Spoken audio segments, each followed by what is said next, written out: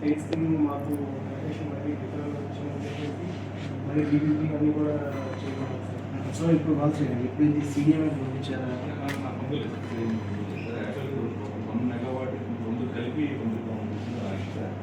Actually అంతే మనకు 1 lakh units ఏదైతే వస్తుందో దానికి సంబంధించింది 11 lakhs మనం ఎస్టిమేషన్ చేస్తున్నాము. సో 1 మెగావాట్ పంపిస్తే కనుక మాకు తీసుకున్న లోన్ కూడా అంటే బ్రేకింగ్ కూడా మనకు దీనికి సరిపోతుంది. వితిన్ 7 yearsలో మేము 1 మెగావాట్ సంబంధించి వితిన్ 7 yearsలో కంప్లీట్గా విద్యుత్ సహా కట్టేయగలుగుతాం. అక్కడి నుంచి 25 years మీకు లైఫ్ స్పాన్ ఇచ్చుకుంటే అప్రాక్స్ 30 crores వరకు వస్తుంది సార్. అంటే 23 crores ప్రాఫిట్ అయింది సార్. 23 years సీడీఎంఏ పంపించి త్రూ నెట్ క్యాప్ ద్వారా మేము నెట్ క్యాప్ తీసుకొని సీడీఎంఏ పంపించేస్తాం సార్. సీడీఎంఏ నడిపూడి దావట్ ఇచ్చినట్టు ఆర్డర్ లేదు సార్. వాళ్ళు అంటే వాళ్ళు ఈ 4.50 ఏదైతే డిపిఆర్ ఇచ్చారో ఆ అమౌంట్ జస్టిఫైడ్ అని చెప్పి వాళ్ళు చెప్పడం జరిగింది. ప్రకారం 2.10కి వాళ్ళు క్లోజ్ చేస్తాం బిల్డింగ్స్ మీద 2.10.